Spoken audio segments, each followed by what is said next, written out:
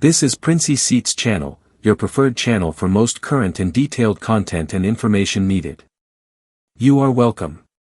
If you are new, kindly subscribe and press the notification button for onward information. UAAG grant to be disbursed centrally or by the CEOs. Pay attention to this information.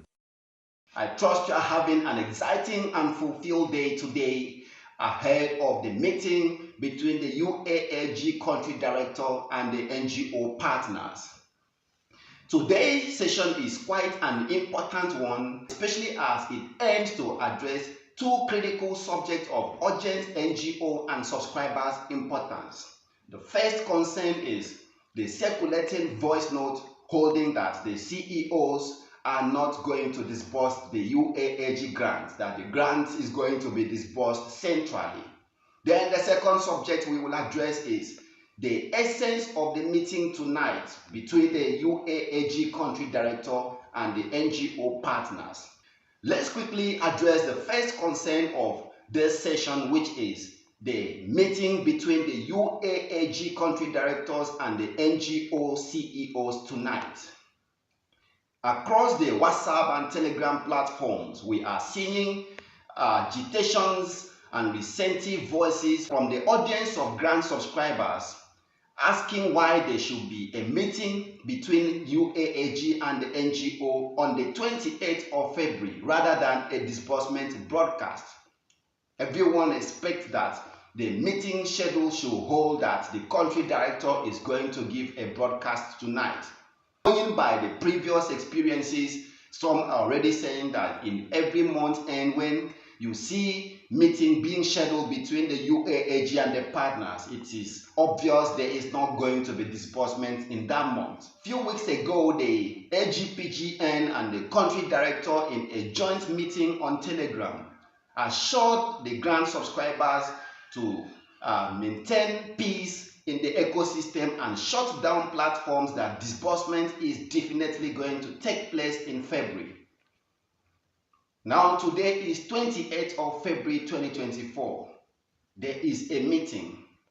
Is it going to be the same meeting of adjournment of disbursement, or there's going to be a broadcast? I think since the meeting is taking place tonight, everyone needs to be patient and hear directly from the country director of UAAG, since we don't actually can predict his thoughts or intent in the meeting. It might actually be a broadcast that is coming to deliver to the masses. Already this month we have seen the clearance issued to NGO CEOs in the app. We have seen several developments all channeling towards disbursement. The meeting, for me, I think aims at addressing issue concerning the MOU signing by the NGO CEOs, then the disbursement template. The disbursement template which you as a grant subscriber will hear for the first time the entitlement of the NGO, the grant bundle heads and the beneficiaries. It might even be when the country director is going to give a broadcast. We never can tell. So let everyone be patient until after the meeting. We can then complain of why there is delay or shift in the disbursement as was long anticipated. Patience is key at this moment. Now let's address the most important subject of concern in this session, which is the circulating viral V-note of UAAG disbursing this grant centrally. Listen to the V-note yourself before we can deliberate on it. Listen carefully to this voice note. This feedback is from insiders in the UAAG. That disbursement of this grant will be done centrally. NGO CEOs will not disburse to their beneficiaries anymore. That is one. Two, the CEOs will benefit in the same amount like beneficiaries. Its beneficiaries are receiving 300,000 naira, so NGO CEOs will receive 300,000 naira too. NGO CEOs, wake up or you become the heaviest casualty in this grant. How can the NGO of UAAG doesn't allow CEOs to disburse? And again, they don't give them their entitlement. They allow them to benefit as mere beneficiaries. You deny them two things. Deny them disbursement and you deny them their entitlement. NGO CEOs, wake up or you become the heaviest casualty in the greedy antics of the UAAG and APGPN. After their whole fight, the CEOs are now the sacrificial lamb. After the whole struggle, the whole expenses, the code banning to onboard in the app, the support, the whole expenses since the era of Sam, Theobarth, Telpacon, Golden Bridge, now UAAG want to disburse the to CEOs as mere beneficiaries. CEOs, wake up, or you become the heaviest loser in this game. You have heard the part that said the grant will be disbursed centrally. Now, let's critically look at the possibility of the grant belonging to a non-governmental institution being disbursed by a certain body centrally. Who is this body that is going to disburse this grant centrally? Is it the CBN or the government? One specific NGO CEO in one of the platforms saying that government has taken over the grant and will disburse centrally. How on earth can government intervene with the activities of a non-governmental body? We are not actually saying that government doesn't have a role to play in the disbursement of grants or in the activities of non-governmental bodies in Nigeria. But the role of government is purely supervisory and regulatory in nature, not taking control, not absolute control of the activity of non-governmental organization. For example, since grant is in the vault of the CBN for disbursement, it is the responsibility of the government to checkmate or regulate or appropriate this amount to be disbursed from the NGO account to the recipient account. For example, if the grant is to the tune of trillions of naira and the government sees that if, say, 3 trillion is disbursed into circulation in a country that is already staggering or suffering inflation, if government sees that such amount will worsen the already staggering economic state, government can decide to say, if your beneficiaries are supposed to receive 3 million naira, disburse 300,000 or 500,000 or 1 million or 1.5 million to your recipient. How many recipients do you have? Government will look into the sum of 1 million naira times, say, 50 million recipients, if it holds an effect on the economy, or it actually strengthens or stimulates production in the economy. That is how governments work to supervise or regulate the activities of NGOs in a country, not taking control of such NGO activity. Again, when we say that government doesn't have control over the activities of the NGO, that again is quite wrong, because the constitution of the non-governmental organization is subservient or under the constitution of the Federal Republic of Nigeria. It doesn't override or supersedes the constitution of the Federal Republic of Nigeria. It is likened to a law made by the local government legislative council or the state house of assembly, calling for autonomy of the local government, whereas the constitution of Nigeria doesn't permit same.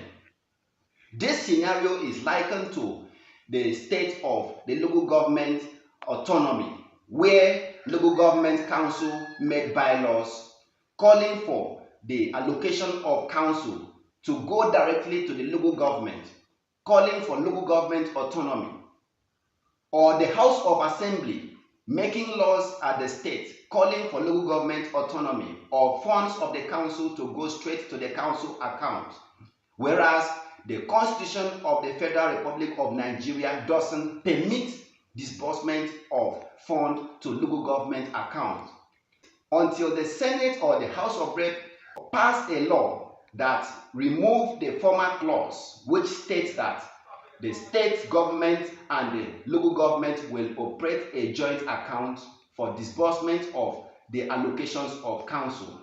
If that particular clause is not removed, is not expunged from the Constitution of the Federal Republic of Nigeria, then whatever law that is made by the local government, legislative council, and the state House of Assembly stands invalid. In this case, even if the UAAG have their constitution to disburse any grant that comes into it covers to its beneficiary or recipient, their role cannot supersede the Constitution of Nigeria regulating the activities of such a grant. Their own constitution doesn't in any way contravene or object the already existing constitutional provision in the Constitution of Federal Republic of Nigeria on the disbursement of grants by non-governmental organizations to institutions or recipients in the country. For example, if the Constitution states that the financial institutions or official government financial bodies shall regulate the activities of NGO in disbursement, financial institutions like the Nigerian Financial and Intelligence Unit, NFIU, and every other financial institution that must supervise the activities or disbursement of grants. The grant handler or non-governmental organization cannot embark on disbursement of grants by their own constitutionally driven provisions.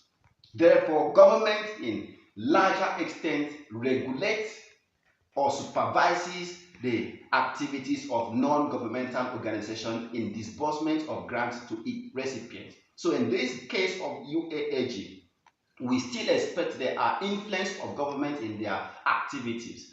But going by the already hard-beaten economic state, we expect that whatever regulations or appropriations that the government is going to effect on this grant will be to the benefit of the recipient, especially as it will promote the expansion of businesses or stimulation of the economic growth and stability in this period of economic recession or inflation in the country. Therefore, going by the claims in the V-note that the grant will be disbursed centrally, the first question you should ask yourself is, who is going to disburse the grant centrally? Because it is not in the control of federal government to disburse grants of non-governmental organizations. Government only supervises. Is it the CBN that will disburse it centrally or the NFIU? Because this grant belongs to the UAAG. Therefore, it is the UAAG that is going to disburse the grant. Therefore, the claims in the voice notes that the grant is going to be disbursed centrally, for me, is purely misleading because governments have no control over direct disbursement of grants belonging to non-governmental organizations. They can only play supervisory and regulatory role. If the grant is to be disbursed centrally, then it is purely going to be disbursed by the UAAG. Therefore, the CEOs should discountenance such information as it is purely misleading in entirety and rather wait to hear from the country director of UAAG. It's purely a rumor for now. If the grant is going to be disbursed centrally, then it's purely going to be carried out by the UAAG or the AGPGN. And I don't see why the AGPGN or the UAAG will bother themselves in taking over the responsibilities that are supposed to be conducted by the NGO CEOs. Meanwhile, it's still a rumor until it is proven otherwise. On the second part of the B note, stating that NGO CEOs will be entitled to the sum of 300,000 naira like beneficiaries. This claim again is even more misleading than the first one. How can that be possible? The UAAG, which we all know, cannot act in a way that bedevils the welfare of CEOs, because the UAAG is aware of how much the NGO CEOs pays before even getting onboarded in the UAAG app. They know how much NGO CEO pays to support the UAAG in several occasions.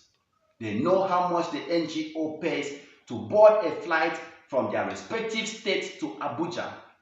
They know how much the NGO CEO spend in sustaining themselves, feeding themselves throughout the period of the verification and screening exercise. They know how much NGO CEO pays throughout the era of the Golden Bridge, the TEPACOM. For 6-7 years, the NGO CEOs have been spending in the grant ecosystem. This is supposed to be a grant that helps the NGO CEOs to recover from the that the NGO have already lost in the grant ecosystem since the era of the Theobarth Foundation. I don't think the All Grant Pressure Group and the UAAG will allow the regulation of the entitlement of NGOs to as lower as 300,000 naira, because that cannot even take care of the traveling bills incurred by NGO during the screening exercise. That alone haven't taken care of the logistics expended by the NGOs since the onset of this activity, since March last year till date. Again, that is another misleading aspect of the V note that makes it purely fallacious in entirety. Therefore, the NGO CEOs should not take such V note to heart. It's purely heartbreaking. I always advise people, don't be quick in believing rumors, because lies are faster to be circulated than true facts. It's heartbreaking if that should be a reality. But I trust God this is a rumor, and the country director of UAAG will address this fact as it helps everyone to recover from the expenses incurred in this ecosystem since 6 or 7 years ago. Again, on the issue of disbursement of this grant centrally, not by NGO CEOs, we are aware that even in your presence, you present a schedule for, say, an account officer for disbursement. They will still manipulate that list to include their own recipient. And if they have to call on, if the UAAG have to call on NGO to upload their data in the app, what is the guarantee that the whole beneficiary name that is captured in that schedule or template will be disbursed to? What is the guarantee that bundle heads account details who is captured in that schedule and uploaded to UAAG, when the UAAG later download it and present it to the commercial bank for disbursement, that those bankers will not influence, manipulate, remove the beneficiaries or the bundle head account details to impute their own people? The whole activity, if it is true, will sabotage the expectation of everyone in the ecosystem. The whole information in that voice note, if it is true, will frustrate the expectation of so many grant subscribers or NGOs in the ecosystem. If the bank outside the custody of the NGO are to disburse this grant, so many bundle heads and beneficiaries will not receive it. It will truncate the expectation of so many recipients of this grant, because the list will be subject for manipulation by anyone who is going to disburse centrally. So the idea of central disbursement is unreal, because it's not going to be to the benefit of the masses. It's a way of redirecting back what is meant for the masses who have paid logistics to NGO CEOs back to a certain audience who might have not contributed a dime to facilitate this process. Grants and non-governmental activities cannot actually exist without the masses, because the logistics that is required to sustain non-governmental organization is generated by the masses. Therefore, masses first in this case. Masses' expectation should be considered first before any expectation. If it is the expectation of the government that is against the expectation of the masses, then the UAAG should declare this known to the masses. Then the masses have a way of approaching the government to get their expectation realized. If the government wants to regulate the grant in a way that is not going to be beneficial to the masses, let the UAAG come open to the masses, let the masses help them out. In a country where people barely feed in a day, in a country where people who hold businesses are losing their capital because of inflation and high rate of transportation, a government in such a country cannot regulate the activities of individuals who eventually have opportunities of having capital to resuscitate their businesses. So let nobody inform the masses that it is the regulation of government authority. Government cannot regulate the economy that he cannot sustain. Government cannot regulate the activity of the masses that he doesn't have the resources at the moment to help. We are seeing protests by labor unions since yesterday. Our kids are already staying at home since yesterday, especially those who are attending public school. Then how do you expect such a government to regulate the fund that is going to such audience of masses for sustenance and survival? I know issues like this always call for suspension of such activity. If the masses start agitating, the government may call for the suspension of this disbursement, all to their own personal aggrandizement. But at the long run, it will eventually help stabilize the system. If agitation of the masses will call for suspension of disbursement because it is not favorable to the masses but favorable to the government, then so be it. But I don't think the government will call for suspension if the masses agitate that paying 100,000 as entitlement for recipient is too meager. If the masses are agitating that 300,000 cannot take care of, if the masses are agitating that any disbursement that is lower than 500,000 is not sufficient to resuscitate the collapsing businesses, then such agitation is worthwhile. It's important for government to listen to. Government will not come and call for the suspension of disbursement because the masses are saying they should disburse between 1 million to 5 million to the masses. Hence, it will help stabilize the economy. Hence, it will help those businesses that are already staggering to stabilize. And hence, it will help those who have kids that are already dropping out of school to pay fees and restore them. Hence, it will help families who barely feed in a day to feed themselves. Hence, it will help those who are sleeping in the hospital without money to buy their drugs, to buy drugs and survive. The government can't keep watching people dying because it cannot provide the resources needed for personal and professional or economic stability. If non-governmental organizations are actually coming out, sourcing for grants to help stabilize the economy, then government should be whole arms opening to receive and facilitate the speedy disbursement of such grants to the masses. At the moment, like I have earlier stated, every information about that B-note is a rumor, is misleading, and until we hear from the country director of the UAAG, such voice note remains a rumor, not a fact. So I encourage every party to discountenance it, dismiss it in a flip of finger, while we wait for the address of the country director on this matter.